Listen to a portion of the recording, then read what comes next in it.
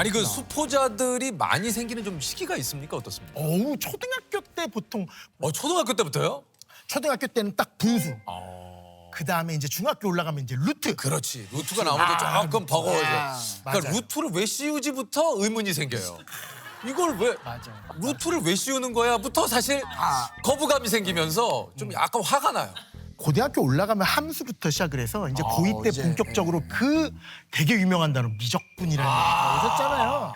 그때부터 이제 학생들은 그거는 막 듣기도 네. 미적분? 그래서 제가 이제 사실은 저는 이제 궁금한 게 네. 어릴 때부터 우리 다 똑같이 태어나잖아요. 다 눈 있고 코 있고 뇌 있고.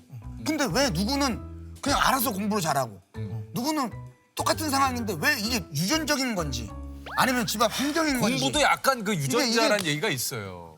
유전이 맞아요. 근데 뭐냐면 대단히 유리한, 그러니까 진짜 한 가지를 가르쳤는데 5가지를 이해하는 친구들이 있어. 있어요. 아, 있어요. 그런 거를 유전이라 그래요. 그런 친구들이 있어요. 그런 유전자를 가지고 있는 친구들은 엄청나게 유리해요. 그런데 맞아.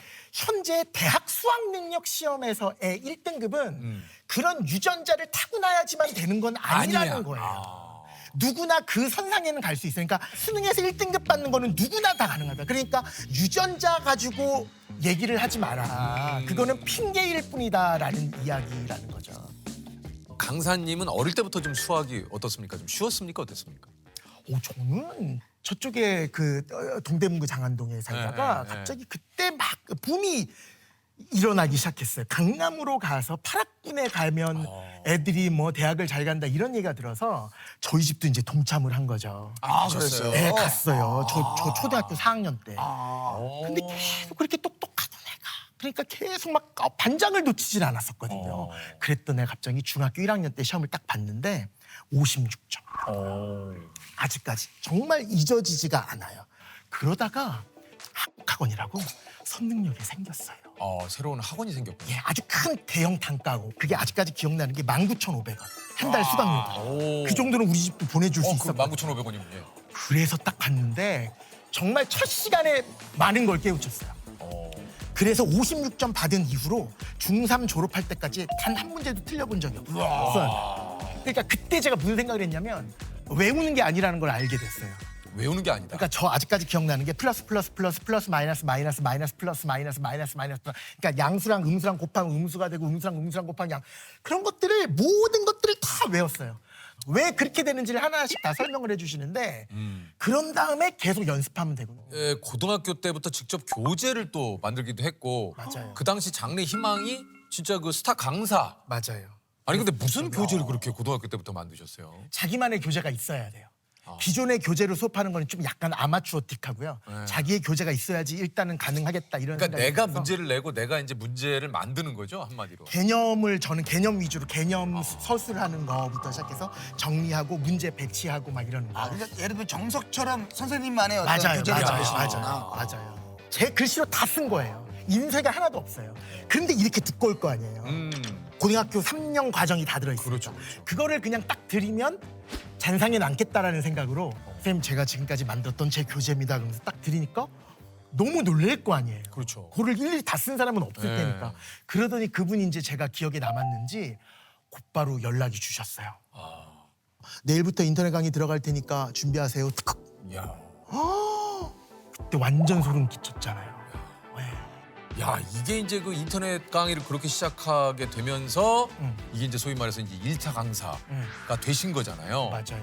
야, 참 진짜 뭐 짧은 시간에 다 얘기할 수는 없겠지만 예. 어마어마한 노력을 어쨌든 하셨겠죠. 수학 외길 아닙니까 진짜 어떻게 보면 맞아요. 지금까지 계속 도박을 하면서 돈을 잃을 수밖에 없는 이유. 도박. 예. 그건 큰 수의 법칙, 확률과 통계 시간에 배웁니다. 왜요? 아니 이런 질문 되게 많이 해요. 선생님 그거 확률 그거 다 뻥 아닙니까? 뭐 이래요. 그게 무슨 말이냐? 주사위 던져서 1이 나올 확률이 6분의 1 맞습니까? 6번 던져도 1 한 번도 안 나오던데요. 이러는 거예요. 그럴듯하잖아요. 그러니까 6분의 1의 확률이 아니잖아요 그러면. 큰 수의 법칙이라는 게 뭐냐면 큰 수의 법칙, 큰 수. 시행의 수를 많이 늘리면 늘릴수록 여러 번 시행할수록 그 확률, 통계적 확률이 수학적 확률에 가까워진다라는 이야기예요. 통계적 확률이 수학적 확률에 가까워진다라는 이야기예요. 그러니까 애를 잘 들어보세요. 네? 한번 들어보세요. 수학 좀 해보치고. 우리 옛날에 했잖아요. 수학 좀 들어볼게요. 해보치고. 뭔 소리가 하는데?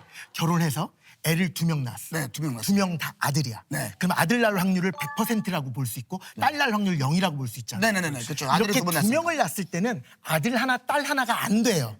왜? 시행의 수가 2야. 그런데 시행의 수를 만약에 100명을 낳았어. 그러면 거의 50명은 남자이고 거의 50명은 여자가 된다. 그러니까 시행의 수는 우리나라만 하더라도 몇 천만이 되니까 그렇죠. 거의 반이 남자고 거의 반이 여자가 되는 거잖아요. 그거를 큰 쇠 법칙이라고 그게 해요. 큰 수의 법칙이구나. 예, 그러니까 6분의 1이라는 게 수학적 확률인데 수학적 확률은 2번 던져보고 6번 던져봤을 때는 의미가 뭔 얘기인지 없지만 알았어요. 시행의 수를 늘리면 늘리면 늘릴수록 늘릴수록 점점 가까워진다는 네네네. 거예요. 가까워진다. 그쵸, 그쵸. 그 확률에. 도박은 예를 들어서 카지노를 예로 들면 모든 카지노는 카지노의 승률을 50점 몇 프로로 만들고 사람들 게임하는 사람들의 승률을 49점 몇 %로 만들어요.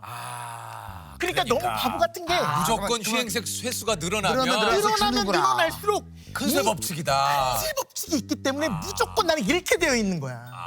그게 큰 수의 법칙이다. 그게 큰 쇠 법칙이에요. 확률의 6분의 1이라고 해서 시행 횟수가 6번이어서 6분의 1이 아니라 맞아요. 그 시행 횟수가 늘어나면 늘어날수록 결국은 6분의 1에 6분의 1에 가까워진다. 정확합니다. 예. 다음은 은행에서 복리상품에 기간 제한을 두는 이유. 뭐야? 그건 뭐야? 복리랑 단리 이런 개념이 있어요. 네. 단리는 내가 은행에 100만 원을 저금하면 거기에 예를 들어서 연이율 5%라 그러면 그쵸. 내 돈 100만 원에 5%면 5만 원이잖아요. 그렇죠. 그거를 1년 지나면 5만 원. 또 다음 해가 되면 또 5만 원. 그러니까 내 돈 실제 은행에 맡겼던 그 원금에 대해서만 주는 이자를 주는 거고 복리는 싼 돈. 105만 원이 됐으면 거기 5만 그 원에 대한 5%. 또 5%를 또 주니까 그럴 때는 1.05를 계속 곱하게 돼요. 곱하는 행동을 하게 되고 단리는 계속 5만 원씩 더하게 되는 거예요. 네네네. 그러니까 덧셈으로 내 돈이 불려 나가는 게 단리. 복리는 곱셈으로 불려 나가는 게 복리. 곱셈으로 불려 나간다를 좀 우아하게 얘기하면 등비 수열이 된다라는 얘기고 등비 수열이 거기까지는 못 가겠네. 조금만 등비 참아 보시면 등비 급수를 기하급수라 그래. 우리 야 기하급수적으로 기하급수적으로. 커진다. 예. 그게 이게- 등비 수열이 한 곱으로 커진다라는 얘기고 그거를 그래프를 딱 그려보면 이렇게 생겨요. 그게 네네네네. 무슨 말이냐면 처음에는 쭉 천천히 가다가 확 올라가. 어느 한순간에. 시간이 흐르면 미칠 정도로 올라가고 1차 함수 같은 직선은 비율이 똑같이 올라가게 네네네. 되니까 지금 당장은 차이점이 없어 보이지만 나중에는 엄청 크게 차이점이 나타난다는 얘기거든요. 처음에는 조금 하다가 나중에 확 커지는 거니까 은행이 기간 제한을 안 두고 평생 복리를 해줄게 그러면 모든 난리가 은행은 나는구나. 다 망하게 돼 있습니다. 기하급수적으로 커진다는 게 그 지수함수를 따라서 올라간다는 그러니까 그 얘기이기 기하급수로 때문에 가기 직전의 기간으로 맞아요. 거군요. 확 올라가기 전까지. 그 바로 직전에 끊는. 야, 맞아요. 그러니까 아니면 저거 금액으로 한도를 주고. 한도를 주든가. 맞아요. 그럴 수밖에 없는 거예요. 어쨌든 선생님이 또 지금 우리가 얘기를 들어보니까 우리 강사님이 진짜 이 강의하실 때 얼마나 열정적인지 어떤 학생들을 좀 집중시키기 위한 예 뭔가 좀 본인만의 좀 노하우나 방법이 좀 있습니까? 그러니까 화가 날 때 화를 내는 건데 아. 그러니까 간혹 가다가 이제 현장 강의에서 학생들 만났는데 얘가 졸고 있거나 너무 하기 싫으니까 저는 하기 싫어가 써 있어. 그러면 나는 얘랑 너무 대화를 그러면 이제 가까이 가서 넌 꿈이 뭐니부터 시작을 해. 너는 지금 이 자리에 앉아 있는 이유가 뭐니? 네가 만약에 도저히 앉아 계신데 엄마 아빠 때문에 있으면 우리 합의를 보자. 내가 너한테만 환불을 해주고 엄마 아빠한테 얘기를 안 해줄 때 너 이거 가지고 햄버거 먹어. 차라리 그러고 그렇게 있다 보면 또 갑자기 죄책감이 들어서 공부 한번 해볼까? 이런 생각이 들지도 모르니까 오늘은 너 그냥 집에 가는 게 나을 것 같아. 내가 환불해줄게. 나 이런 얘기도 되게 많이 하거든. 그러면은 학생들이 보통 반응이 어떻습니까?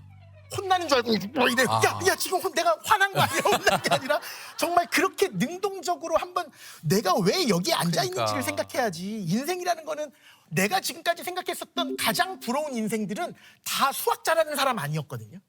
보통 이 선생님은 과연 수입이 얼마나 되시는지 뭐 보통 저희 수강료가 한 달에 무제한으로 듣는 게 28,000원인가 뭐 보통 요즘 OTT 하나 구독하는 그런 느낌이긴 한데 근데 워낙 많다 보니까 아니 우리 저 선생님이 항공사 마일리지도 엄청나다 그래요. 와 이게 마일리지가 너무 많아요. 1200만 마일리지? 맞아요. 그거 다 어차피 10년 기한이잖아요. 그래서 어차피 다 못 쓸 거예요. 지금도 아니, 계속 늘어나고 있어요. 선생님 이게 신용카드를 하도 많이 써서 1200만 마일리지면 이게 얼마나 써야 돼요? 아니 그러니까 신용카드를 그렇게 많이 쓰는 건 맞는데 제가 그냥 하는 게 아니라 그 회사에서 저거 하는 거 교재를 제가 많이 만들 거 아니에요. 교재 만드는 그 결제를 납품업체에다가 이렇게 그렇지. 인쇄소에다가 그 계산을 해야 돼. 그 계산을 교재 신용카드- 비용을 그러니까 이렇게 그러다 보니까 엄청나게 는 거예요. 와 이게 서울 뉴욕 왕복 1등석이 24만 마일리지니까 야. 이거 못 쓰네 못 써. 와. 못 써요 정말. 야 어떻게 하면 1200만 마일리지가 그러니까 와. 맞아요. 초등학교에서도 더하기 빼기 곱하기 나누기는 알고 통분 약분만 할 수 있으면 들을 수 있는 강의라 그래서 51서 그것도 50일에 끝내도록 50강으로 짜여져 있는데 이걸 통해서 포기하려는 애들이 다시 일어설도록 만들기 위해서는 나는 무조건 필요하다고 생각하니 선택은 사장님한테 맡기겠다. 내가 그렇게 얘기를 했었어요. 그런데 진짜 통분 약분 빼고 다 설명했어요. 최대공학수 최소공배수부터 시작했을걸요. 그중에서 제일 큰 게 사잖아요. 이거를 사람들은 뭐라 그러냐면 그래요. 12와 16의 최대 공약수 그래요. 최대 공약수 이렇게 얘기해요. 12와 16의 그래서 진짜 유일할걸요? 그렇게 10몇 년 동안 안 내리고 있는 강좌가 지금 51수학 하나밖에 없을 거예요. 보통 다 내려요. 예, 그것도 내가 사장님한테 따로 얘기를 했지. 그래서 나중에 제가 은퇴하게 되더라도 EBS 수업은 꾸준히 한번 할아버지가 되더라도 하고 싶다라는 생각이 들거든요. 그럴 만큼 되게 EBS에 대한 사랑이 있습니다. 2024 이제 새 학기가 예. 시작을 했습니다. 올해 입시가 또 시작된다는 얘기이기도 하는데요. 네. 어떻습니까? 바로 수학 성적을 올릴 수 있는 방법. 그러니까 모든 게 다 설명이 돼야 돼요. 그러니까 요즘 수능 기조 자체는 예전이랑 또 다르게 아주 복잡한 함수를 내는 게 아니라 너 수학 자체를 이해하고 있는지 물어보는 문제들이 훨씬 더 많고 기출 냄새를 다 빼고 있는 상황이거든요. 기출 냄새 이제 거의 안 나거든요. 그러니까 남을 가르칠 수 있을 만큼이 되어야 해요. 그걸 개념이라 그래요. 이런 수능일수록 반드시 수학 자체를 이해하고 내가 넘어가야겠다라는 생각을 6월 전까지만 반드시 하자. 그 다음에는 연습하자. 이 얘기를 꼭 드리고 싶어요. 근데 거의 대부분 안 들을 거예요. 이렇게 얘기해도 거의 안 먹혀요. 그러니까 너무 고통스러워. 기출 문제에 네. 너무 이제 그러니까 이거는 기출 문제보다도 수학의 개념을 좀 파악하는. 맞아요. 네. 그걸 완전히 아는지 체크를 하고 개념이 완벽한 사람들은 더 이상 해설지는 모를 때 보는 게 아니라 정확하게 풀어냈을 때 이 해설지를 만든 사람과 나의 풀이와 비교용으로 만든 게 해설지인 거지 모르기 때문에 이걸 참고해서 내가 풀 수 있도록 그거는 암기밖에 안 된다라는 거예요. 그러니까 모범 답안 이런 말부터 빨리 폐지시켜야 돼요. 그럼 뭐라고 하는 게 좋을까요? 그냥 답안의 일종. 이 사람의 그 실명을 난 썼으면 좋겠어요. 뭐 김규환 선생님이다. 누군지 모르는데요. 김규환 선생님의 의견. 뭐 이렇게. 그렇게. 예, 공부를 해서 성적을 올려봤던 친구들은 내가 진짜로 내 온 힘을 다해서 뭔가를 이루려고 노력을 해보면 얻어지는 게 있네라는 거를 20살이 되기 전에 얻었다라는 거는 엄청난 무기가 될 거라고 저는 생각해요. 자기가 고통스러워 본 결과에서 뭔가를 얻어냈을 때 그 경험이 난 정말 축하할 일이라고 생각해. 세상을 사는데 정말 좋은 영양분을 얻었다고 생각해요. 예. 목표는 저거예요, 진짜. 나 죽은 다음에 나무 위키에 뭐 쓰면 다 나오잖아. 거기에 내가 수포자 딱 치면 수학을 포기한 자를 의미하는 말로 막 이렇게 아주 막 대한민국에서는 뭐 2042년 수학 강사 정승재에 의해 완전히 소멸되었다. 뭐 이런 느낌?